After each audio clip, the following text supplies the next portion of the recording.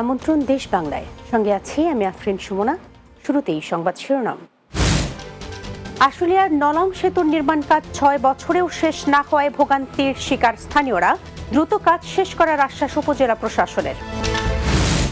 এবং নাটোরে truck microbus সংঘর্ষের ঘটনায় ঘাতক ট্রাক চালক মোহাম্মদ মহিরুদ্দিন গ্রেফতার। বুধবার নাটোরে দুর্ঘটনায় 8 জন নিহত হয়।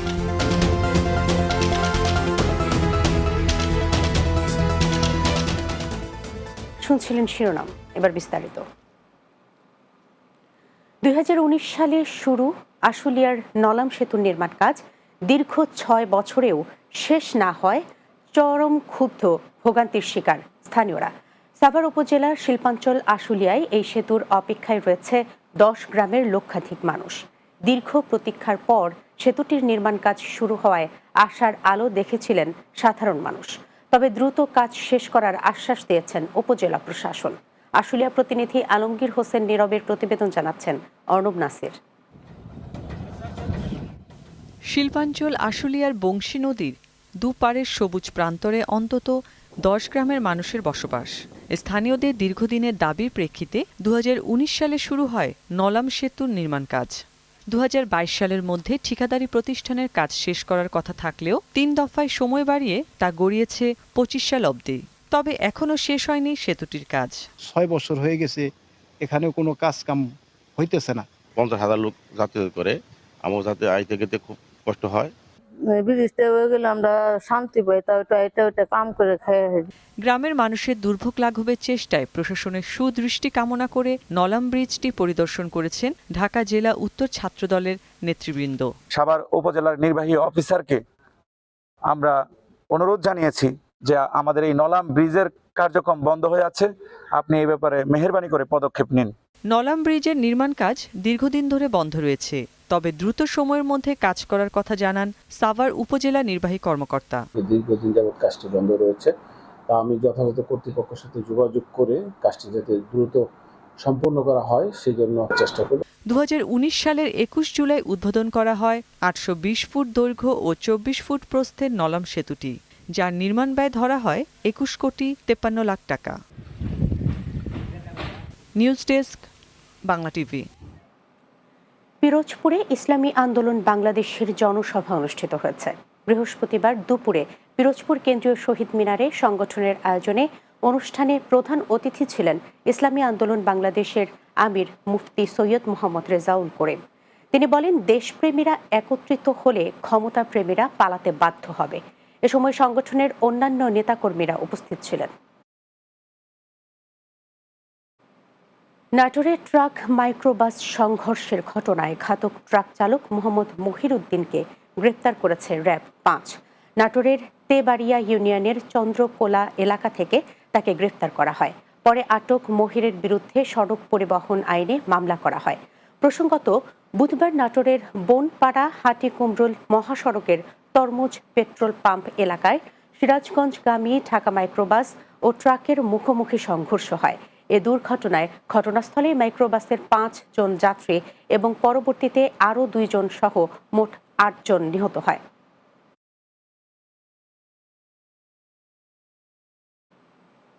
হবিগঞ্জের মাধবপুর উপজেলা বিএনপির সদস্য পদ নবায়ন কর্মসূচির উদ্বোধন করা হয়েছে। বৃহস্পতিবার দুপুরে মাধবপুরের একটি কনভেনশন হলে নবায়ন কর্মসূচিতে প্রধান অতিথি ছিলেন হবিগঞ্জ জেলা বিএনপির সাবেক সভাপতি সৈয়দ মোহাম্মদ ফয়সাল। অনুষ্ঠানে সভাপতিত্ব করেন উপজেলা বিএনপির সভাপতি শামসুল ইসলাম কামাল। এ সময় বক্তব্য রাখেন উপজেলা বিএনপির সাধারণ সম্পাদক হামিদুর রহমান হামদু, সাবেক মেয়র হাবিবুর রহমান মানিক, সহসভাপতি চেয়ারম্যান পারভেজ হোসেন চৌধুরী ও হাজী অলিউল্লাহ সহ অনেকে। নারায়ণগঞ্জের সোনারগাঁয়ে মারিখালী নদী থেকে অজ্ঞাত পরিচয়ে এক নারীর হাত পা বাঁধা মরদেহ উদ্ধার করেছে পুলিশ। বৃহস্পতিবার দুপুরে সোনারগাঁও সরকারি কলেজের পার্শ্ববর্তী মারিখালী নদী থেকে মরদেহ উদ্ধার করা হয়। পুলিশ জানায়, নদীতে ভাসমান অবস্থায় মরদেহ দেখতে পেয়ে স্থানীয়রা পুলিশকে খবর দিলে পুলিশ মরদেহ উদ্ধার করে। বৈদ্যার বাজার নৌ পুলিশ ফাঁড়ির ইন্সপেক্টর মোহাম্মদ মাহবুবুর রহমান বলেন, মৃত নারীর বয়স আনুমানিক 36 বছর। পরিচয় শনাক্তের চেষ্টা চলছে। ধারণা করা হচ্ছে অন্যত্র হত্যা করে লাশ নদীতে ভাসিয়ে দিয়েছে দুর্বৃত্তরা। দিনাজপুরের বোচাগঞ্জ উপজেলার আটগাঁও ইউনিয়নে নীলা রানী নামে এক নারীকে কুপিয়ে আহত করা হয়েছে। তিনি উপজেলার ৪ নম্বর আটগাঁও ইউনিয়নের ৫ নম্বর ওয়ার্ডের মণিপুর গ্রামের মৃত অনিত্র চন্দ্র রায়ের স্ত্রী। জানা গেছে, স্থানীয়দের সাথে পূর্ব শত্রুতার ও বিরোধিতার জেরে হামলার শিকার হন নীলা রানী। তিনি বর্তমানে বোচাগঞ্জ উপজেলা স্বাস্থ্য কমপ্লেক্সে চিকিৎসাধীন রয়েছেন। এই ঘটনায় মামলা হয়েছে।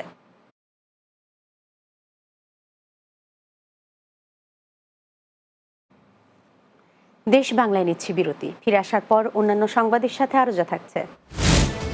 ব্যস্ত সেতুর নিচে পরিবার নিয়ে বসবাস আলাবর মিয়ার, সহায় সম্বলহীন বৃদ্ধের পাশে দাঁড়ানোর উদ্যোগ প্রশাসনের।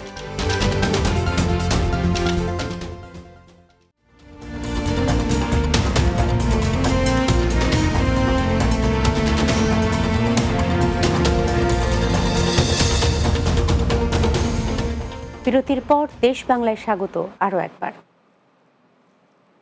সেতুর নিচে বসবাস। হবিগঞ্জের নবীগঞ্জ উপজেলার শাখা বরাক নদীর উপরের একটি ব্যস্ত সেতু। সেতু দিয়ে ছুটে চলেছে বাস, ট্রাক, লরি সহ ভারী যানবাহন। তারই নিচে টানা ১৬ বছর ধরে বসবাস করছেন বৃদ্ধ আলাবর মিয়া ও তার পরিবার। অবর্ণনীয় কষ্ট আর দুঃখে ভরা জীবন তার। অমানিসায় ঢাকা প্রতিটি প্রহর। নবীগঞ্জ প্রতিনিধি এম এ মুহিতের ভিডিও চিত্রে বিস্তারিত জানাচ্ছেন সুরাইয়া সীমা। ৭২ বছর বয়সী বৃদ্ধ মোহাম্মদ আলাবর মিয়া হবিগঞ্জের নবীগঞ্জ উপজেলার রুস্তমপুর গ্রামের স্থায়ী বাসিন্দা হলেও নিজের নেই এক চিলতে জমি। বাধ্য হয়ে আশ্রয় নিয়েছেন শাখা বরাক নদীর সেতুর নিচে, যেখানে স্ত্রী, সন্তানসহ ১৫ সদস্য নিয়ে মানবতার জীবনযাপন করছেন ২০০৯ সাল থেকে। প্রতিদিন সেতুর উপর দিয়ে ছুটে চলে অসংখ্য যানবাহন। ভয়, আতঙ্ক তাদের প্রতিদিনের সঙ্গী। আর বর্ষায় দুর্ভোগ বেড়ে যায় কয়েক গুণ। একটি ঘরের আশায় দিনের পর দিন মেম্বার চেয়ারম্যানের কাছে গিয়েও সুরাহা মেলেনি। আক্ষেপ বৃদ্ধ আলাবর সহ পরিবারের সদস্যদের। খুব দুর্গতি দিনদার এই ব্রিজে চলে আসি। আমার ৭ ছেলে ৩ মেয়ে, লিয়া বড় কষ্ট হতাম। এমন দুর্দশা দেখে এলাকার সাধারণ মানুষও ব্যথিত। এই গাড়ির শব্দয় অনেক কষ্ট আছেন। কয়েকটা বাচ্চা কাচ্চা লইয়া আসেন, খুব কষ্টে তাইনের দিন খাল খাটের। তবে ইউনিয়ন পরিষদ ও জেলা প্রশাসনের পক্ষ থেকে জানানো হয়েছে পরিবারটিকে সরকারি বন্দোবস্তের আওতায় আনার প্রক্রিয়া চলছে। সুযোগ থাকে আপনার চেষ্টা করবো, সার্বিক কিছু আর্থিক সহযোগিতা লাগে, আমি এগুলা বহন করার মতো ক্ষমতা আমার আছে। আমি এটা করিয়া গেছিও বা করবো এটা ইনশাল্লাহ। তারা যেহেতু প্রকৃত ভূমিহীন, তাদেরকে আমরা বন্দোবস্ত যে খাস জমি আছে, খাস জমি বন্দোবস্ত নীতিমালা অনুযায়ী তাদেরকে আমরা এই খাস জমি, সরকারি খাস জমি বন্দোবস্ত প্রদান করব। Desk report, Bangla TV. পরিকল্পিত বনায়ন করি, সবুজ বাংলাদেশ করি, এই স্লোগানে রাজশাহীতে ২০ দিন ব্যাপী বৃক্ষ মেলার উদ্বোধন করা হয়েছে।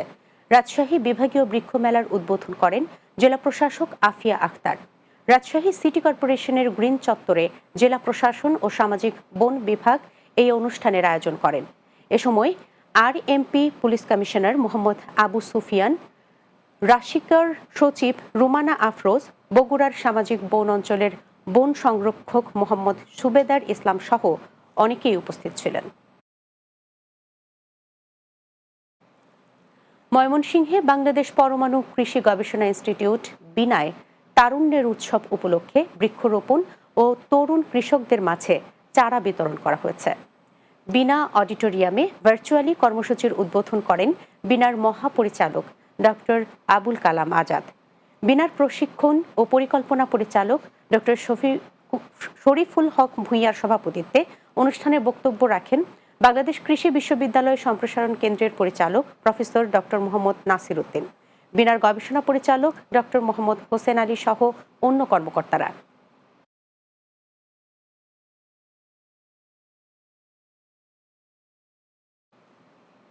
ভোলায় জলবায়ু সহনশীল ও কিশোর তরুণদের নিয়ে এনডিসি বিষয়ক সভা অনুষ্ঠিত হয়েছে।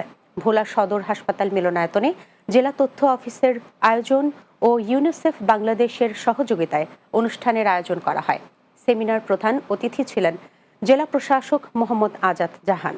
সেমিনারে জেলা তথ্য অফিসার শাহ আব্দুর রহিম নুরুন নবীর সভাপতিত্বে উপস্থিত ছিলেন জেলা পরিবেশ অধিদপ্তরের সহকারী পরিচালক মোহাম্মদ তোতা মিয়া, ইউনিসেফের বরিশাল বিভাগীয় চিফ আনোয়ার হোসেন সহ অন্যরা। টাঙ্গাইলে এসএসসি ও দাখিল পরীক্ষায় A+ প্রাপ্তদের সংবর্ধনা দেওয়া হয়েছে।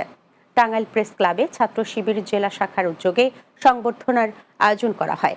এতে প্রধান অতিথি ছিলেন কেন্দ্রীয় ছাত্র শিবিরের দপ্তর সম্পাদক সিবগাতুল্লাহ সিবগা। ছাত্র শিবিরের জেলা শাখার সভাপতি মাজহারুল ইসলামের সভাপতিত্বে বক্তব্য রাখেন জেলা জামাতের আমির আহসান হাবিব মাসুদ সহ অন্যরা। এ সময় A+ প্রাপ্ত 600 শিক্ষার্থীদের মধ্যে ক্রেস্ট ও ফুল দিয়ে সংবর্ধনা দেওয়া হয়।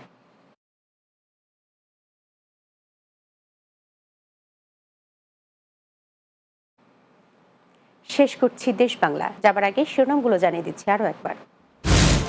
আশুলিয়ার নলাম সেতুর নির্মাণ কাজ 6 বছরেও শেষ না হওয়ায় ভোগান্তির শিকার স্থানীয়রা, দ্রুত কাজ শেষ করার আশ্বাস উপজেলা প্রশাসনের। নাটোরে ট্রাক মাইক্রোবাস সংঘর্ষের ঘটনায় ঘাতক ট্রাক চালক মোহাম্মদ মহিরুদ্দিন গ্রেফতার, বুধবার নাটোরে দুর্ঘটনায় 8 জন নিহত। এবং ব্যস্ত সেতুর নিচে পরিবার নিয়ে বসবাস আলাবর মিয়ার, সহায় সম্বলহীন বৃদ্ধের পাশে দাঁড়ানোর উদ্যোগ প্রশাসনের।